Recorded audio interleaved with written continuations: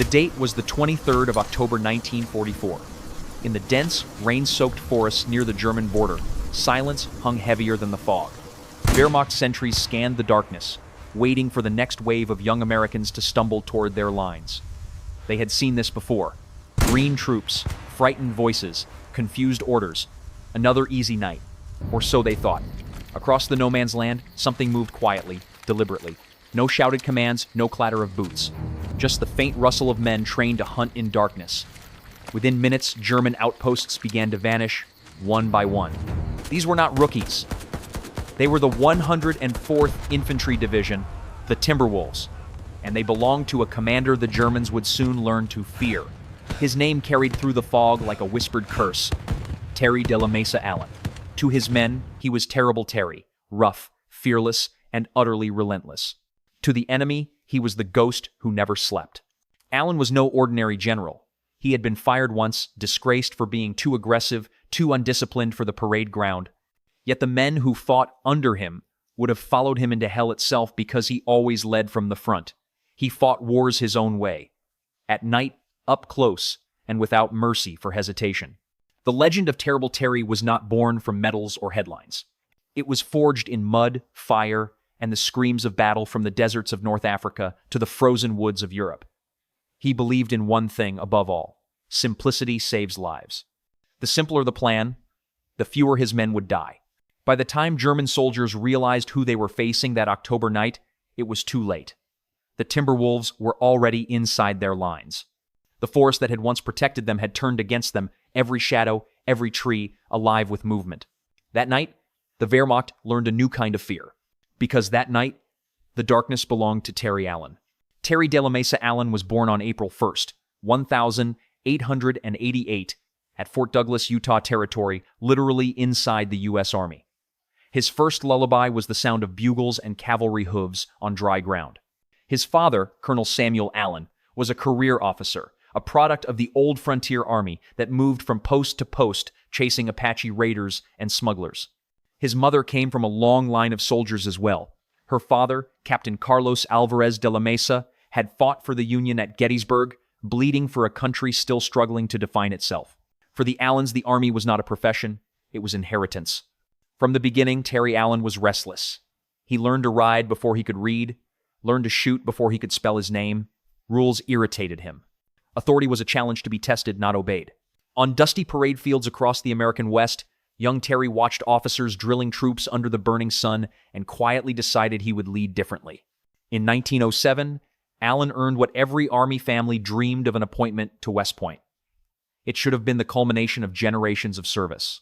Instead, it became his first rebellion. He loathed the Academy's rigid structure, the endless memorization, the mathematical precision that valued obedience over imagination. He stuttered when forced to recite in class and collected demerits like souvenirs. His classmates nicknamed him Tear Around the Mess Hall Allen for his inability to sit still. After repeated failures in mathematics, ordnance, and gunnery, he was finally dismissed in 1911. For most young men, that would have been the end. For Allen, it was a detour. He enrolled at the Catholic University of America, earned a degree in 1912, and through sheer determination, secured a commission as a second lieutenant in the U.S. Cavalry. He had found a way in through the side door, the first of many times he would outsmart the system designed to keep him out. His first test came on the Mexican border in 1913, a world of dust, rustlers, and ambushes. When 30 armed bandits crossed into U.S. territory, Allen, commanding only 6 men, was told to wait for reinforcements. He didn't. He attacked. When it was over, all 30 rustlers were dead or captured. It wasn't by the book, but it worked. That story raced through the ranks, marking him as exactly what he was: a born combat leader who preferred results to regulations. Then came World War I. Like every ambitious young officer, Allen feared the war would end before he could prove himself. When he finally reached France in 1918, he wasn't given a glamorous command. He ran an ammunition train. But even in the mud of supply routes, he paid attention. How men moved under fire, how panic spread, how darkness changed everything. Eventually, he got his wish. Promoted to major, he took command of the 3rd Battalion, 358th Infantry, 90th Division during the Street Mahil and Meuse Argonne offensives. It was in those blood-soaked fields that he discovered what would become his obsession: night attacks. Military doctrine said you attacked in daylight when you could see the enemy, coordinate artillery, and maintain control. Allen saw only death in that logic. Daylight meant visibility, and visibility meant slaughter. Machine gunners cut down waves of infantry like wheat. Artillery spotters corrected their fire with deadly precision. Every hill taken by day was paid for with blood. But at night, the battlefield changed. Confusion became an ally. Fear shifted sides. When his battalion struck under cover of darkness, the Germans fired blindly, wasting ammunition and nerves. Allen realized that with the right preparation reconnaissance by day, simple plans, and prearranged signals, the chaos of night could be mastered. Keep it simple, move silent, hit hard, he told his men. On October 24th, 1918, Allen's experiment nearly killed him. Leading a night assault, he was struck in the face by machine gun fire. The medics tagged him for evacuation. Allen refused. He packed gauze over the wound, ordered himself returned to the line, and continued the attack. His soldiers saw their commander, blood streaming down his cheek, still giving orders, and followed without hesitation. For that night's action, he earned the Silver Star and 2 Purple Hearts. But the true reward was less tangible: the absolute trust of his men. When the armistice came weeks later, Allen returned home with a scar across his face and a conviction burned into his mind that discipline wasn't about marching in straight lines or polished boots. It was about getting the mission done and bringing your men home alive. The interwar years would test that belief. Promotions froze, ambition stalled, and the army shrank to a skeleton of its wartime self. Many officers drank or quit. Allen trained. He raced horses across Texas in punishing endurance contests, played polo in Antwerp, studied German tactics, and read everything he could about mechanized warfare. The cavalry was dying, but Allen wasn't. He was waiting for the next war, for the next chance to prove that his kind of soldiering still mattered. And when that war finally came, it would meet a man forged not by privilege or theory, but by failure, scars, and the cold logic of survival. When war returned to Europe in 1939, most of the U.S. Army was still trapped in the horse and bugle era. But one man had spent 20 years preparing for a different kind of fight. Terry de la Mesa Allen was now in his early 50s, grizzled, impatient, and hungry. He had survived obscurity, mastered his craft, and waited long enough. In 1940, General George C. Marshall, newly appointed Army Chief of Staff, noticed him.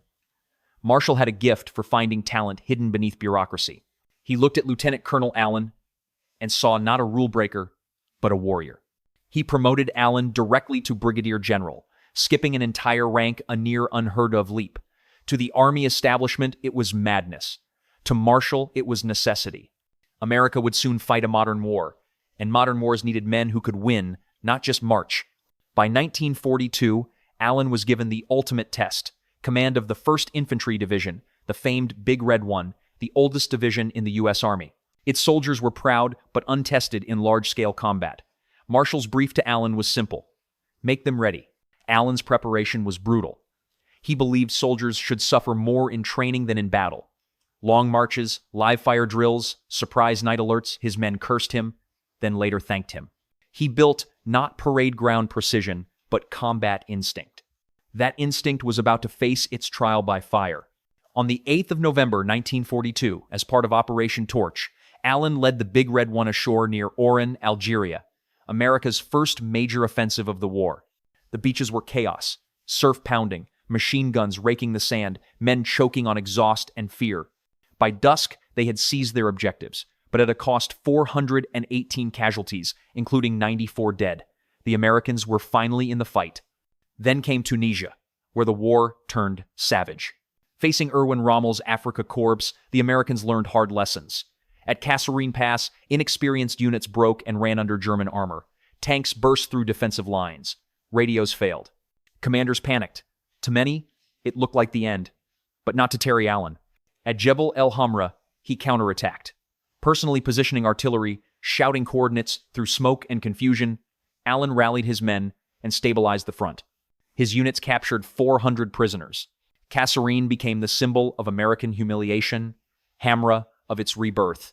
A month later came El Getar, the battle that would define him. On the 21st of March 1943, German panzers thundered across the desert toward Allen's lines. The sand shook. Staff officers urged him to move his headquarters back. It was standard procedure. Allen refused. "I'll like hell pull out, and I'll shoot the first bastard who does." That defiance became legend. His calm under fire steadied the entire division. Soldiers who might have faltered instead dug in. Artillery and tank destroyers opened up at point-blank range. When the smoke cleared, the Germans were retreating the first time American forces had defeated veteran German armor in a stand-up fight. In the words of one private, "If the general stayed, so did we." From El Guetar, the Big Red One drove east. By May 1943, they helped capture Tunis, ending the North African campaign. In just 6 months, Allen had turned raw Americans into battle-hardened professionals. His division was bloodied, but it had proven a truth. With the right leadership, American soldiers could beat the Wehrmacht. Next came Sicily, and the hardest test yet. Operation Husky, the Allied invasion, began on the 10th of July 1943. General George Patton personally chose Allen's division to land at Gela, the toughest beach on the island. Within hours, German and Italian armor counterattacked.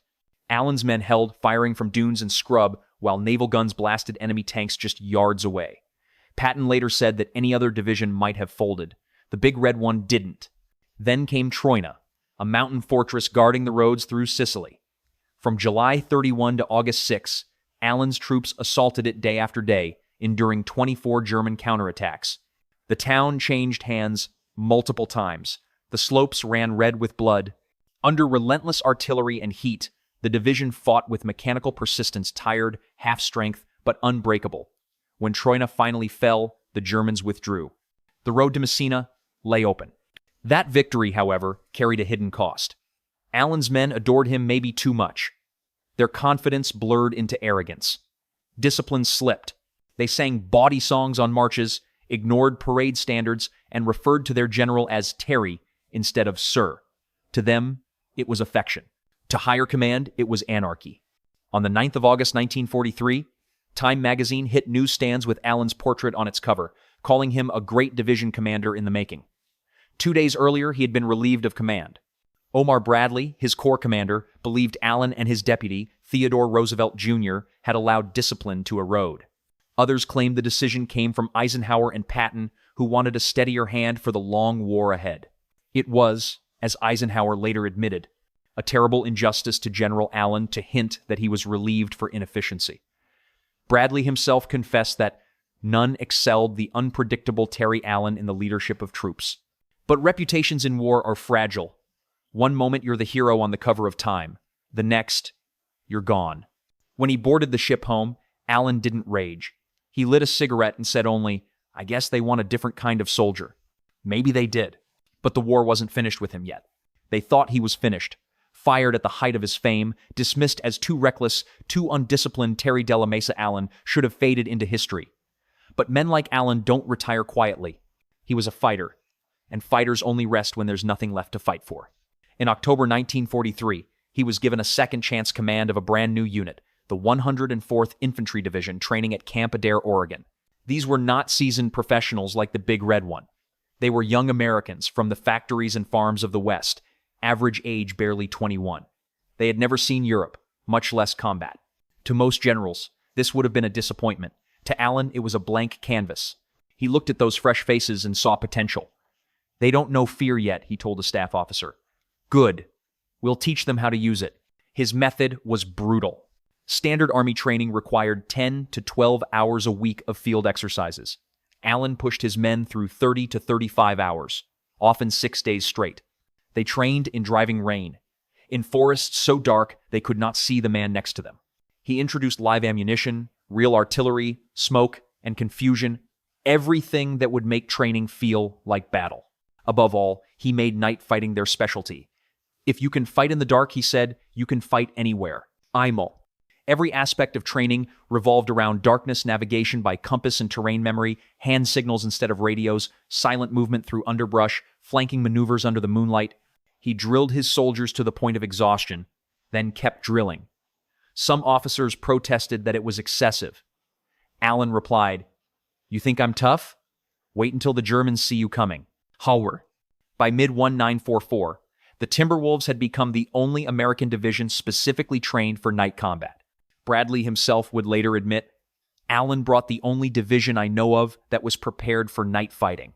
In the summer of 1944, as Europe burned, the 104th crossed the Atlantic. They landed in France, then moved into Belgium as autumn fell.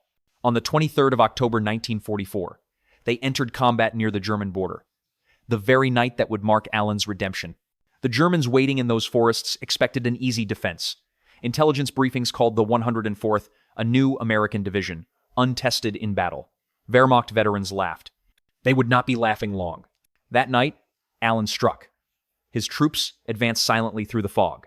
Small teams slipped between trees, guided by compass bearings, memorized from daylight reconnaissance. Sentinels vanished before they could raise alarms. Machine guns barked into empty darkness. When German reinforcements arrived, the attackers were already gone striking somewhere else. It was psychological warfare as much as tactical brilliance.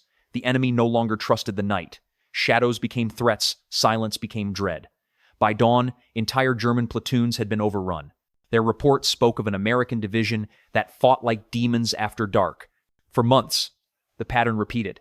On November 2, the 104th crossed the Mark River under cover of darkness, catching defenders completely by surprise. In mid-November, they attacked the Aachen sector, cracking positions that had resisted daylight assaults for weeks. Every move was executed with the precision of a rehearsed nightmare. Then came winter and the Battle of the Bulge. When the Germans launched their last great offensive in December 1944, Allen's division held the northern flank from the 15th of December 1944 to the 22nd of February 1945. Under relentless artillery and freezing snow, they absorbed the shock of multiple attacks, refusing to yield. When the counteroffensive began, the Timberwolves pushed forward again. On February 23, they crossed the Ruhr River at night, of course, and drove straight into Germany. The momentum never stopped. Cologne fell on March 5, the Rhine on March 22, and within 9 days the division advanced 193 miles, cutting deep into the heart of the Reich. But war's worst lesson awaited at Nordhausen in central Germany. On the 11th of April 1945, the 104th Infantry Division and the 3rd Armored Division liberated a camp that even battle-hardened soldiers could barely comprehend. Thousands of corpses lay unburied, hundreds of survivors barely alive, too weak to speak. The air reeked of decay. Allen walked through the camp in silence. He ordered photographers to document everything, the bodies, the barracks, the faces. "No one will believe this," he said. He then commanded German civilians from the nearby town to come and see what had been done in their name. Some tried to claim ignorance. Allen didn't care. "You will see," he told them. "You will bury them." Even his toughest men wept. That day, Terrible Terry was no longer the loud, profane field general. He was a man staring into the abyss, realizing that victory was never enough to balance the cost. Days later, the 104th fought one last battle, the Battle of Halle, April 15-19, 1945. House-to-house combat turned the industrial city into rubble. During the chaos, Allen met Count Felix von Luckner, the famed World War I Sea Devil, now an old man trying to save his city from annihilation. Under a flag of truce, the two soldiers, enemies by uniform but brothers by profession, negotiated a partial surrender that spared thousands of civilians. When it was over, Allen ordered a ceasefire. Halle still stood. Von Luckner would later be made an honorary colonel of the 104th, a rare tribute between warriors who understood each other's code. On April 26, near the Elbe River, Timberwolf patrols made contact with Soviet forces advancing from the east. The war in Europe was all but over. For 200 days, the 104th Infantry Division had fought without a single major defeat. Every objective assigned, they had taken. Every line held, they had kept. Wehrmacht intelligence files recovered after the war confirmed what German soldiers already knew. The 104th Infantry Division had changed how the enemy fought. German units now maintained higher night alerts, spread their defenses thinner, and feared the silence before dawn. Axis propagandist Rita Zucca, Axis Sally, complained on radio that the Americans' night attacks were unfair. Allen heard the broadcast and smiled. "If the enemy says it's unfair," he said, "then it's working." By May, the war in Europe was ending. But for Terry Allen, redemption had already come months earlier in the whispers of German soldiers who warned one another in terror. "Beware the Timberwolves. The night belongs to Terrible Terry." For every general who followed the book, there was one who rewrote it. Terry de la Mesa Allen was that man, the one who proved that leadership was not about rank or decorum, but about knowing what kept men alive when the sun went down. Within the American High Command, Allen was a paradox. George C. Marshall, the architect of victory, defended him as a natural warrior, rough-edged but indispensable. Marshall once wrote, "Allen drinks too much, swears too much, and fights too well to be left behind." For Omar Bradley, he was a lesson in contradiction, brilliant in the field, troublesome in garrison. Bradley admitted that none excelled the unpredictable Terry Allen in leading troops. Yet he also confessed that Allen's informality made superiors uneasy. Dwight D. Eisenhower admired Allen's results, but feared his reputation. As Supreme Commander, Eisenhower had to balance battlefield success with the political image of the U.S. Army disciplined, orderly, a reflection of democracy in uniform. Allen, with his unshaven jaw, his profanity, and his contempt for ceremony, didn't fit that picture. He was too raw for the press conferences and too honest for the corridors of power. Yet among soldiers, the ones who actually fought Allen was almost mythic. He was the general who didn't hide behind maps. He slept on the same frozen ground, ate the same rations, and cursed the same mud. To them, he wasn't General Allen. He was simply Terry, the man who led from the front and never ordered what he wouldn't do himself. From the enemy's perspective, Allen was worse than a name. He was a legend. Wehrmacht field reports captured after the war described the 104th Infantry Division as a special American formation trained to operate in darkness. German commanders were forced to keep troops awake through the night, fearing sudden attacks that came like ghosts through the trees. Exhaustion spread, morale collapsed. German prisoners interrogated after the Aachen and Mark River battles spoke of the American wolves who came at night. Some claimed that even the sound of distant footsteps in the dark was enough to trigger panic fire. What Allen had created wasn't just a tactic, it was psychological warfare perfected. Axis propagandists recognized it too. The infamous broadcaster Rita Zuka, known as Axis Sally, accused the Americans of cowardly night fighting. To Allen, that was the highest compliment. If the enemy complains, he said, you're doing it right. Outside the battlefield, military theorists began to take notice. Allen's doctrine, simple plans, silent movement, aggressive initiative was adopted in fragments by other divisions. His emphasis on night training prefigured the tactics of later generations. From Korea, where USX forces learned to fight in the hills after dark, to Vietnam, where search and destroy missions relied on stealth and coordination. Even today, the U.S. Army's Night Operations Manual carries echoes of Allen's philosophy: clarity over complexity, realism over ritual. His approach also resonated with America's allies. Canadian General Guy Simons, who fought alongside the 104th in 1945, remarked, "Once the Timberwolves got their teeth into the Boche, they showed great dash." To Simons, Allen represented the American genius for adaptation, a commander who took inexperience and turned it into innovation. Back home, the press struggled to categorize him. Was he a hero or a renegade? In 1943, Time magazine had praised his courage and charisma. By 1944, journalists were describing him as the general who fought the wrong kind of war for the right reasons. War correspondent Ernie Pyle, beloved by the troops, summed it up best: Terry Allen didn't give a damn for hell or high water. He fought because he loved fighting and because his men believed in him. In the broader scope of Allied strategy, Allen's impact was subtle but lasting. He never commanded armies or won sweeping campaigns. What he did was prove a principle that flexibility, initiative, and human connection could outperform any doctrine written in peacetime. His leadership was personal, even messy, but it produced soldiers who didn't break. For Germany, Allen's night fighters became a persistent nightmare. For America, he became proof that the citizen soldier, the unpolished factory worker or farm boy, could match the most professional army in the world when given trust, training, and purpose. As the war drew to its close, Eisenhower reportedly said of Allen, "He is not the kind of man we could have built an army around, but he is the kind of man that army needed to win a war." And that was the truth of Terrible Terry. He wasn't the symbol of perfection America wanted. He was the reminder of what victory actually required. When the guns fell silent in May 1945, Europe lay in ruins, but Terry de la Mesa Allen stood vindicated. He had commanded 2 divisions across 2 continents, forged victories out of chaos, and turned ordinary Americans into soldiers the Germans feared. Yet, as the parades rolled through liberated cities, Allen knew he had no place in the peace that followed. He retired from active duty on the 31st of August, 1946, with the rank of Major General. He never received the third star he once seemed destined for. The same qualities that made him brilliant. In war, his aggression, his informality, his contempt for bureaucracy made him impossible in peacetime. The army that needed him in 1943 had no room for him in 1946. But Allen didn't mind. He had lived his life the only way he knew on the front line, close enough to smell the cordite and hear his soldiers breathe. "I've had enough of desks," he told a reporter. "The war was my home." End of chapter. In the years that followed, he settled quietly in El Paso, Texas, near Fort Bliss, where his father had once served. Locals often saw him in worn khaki shirts, sharing stories at a diner, laughing too loudly, drinking just enough to stir old ghosts. To many young officers, he seemed like a relic, a throwback to the rough frontier army that had vanished. But to those who knew his story, he was something more, a symbol of the soldier's heart flawed, fierce, and loyal beyond reason.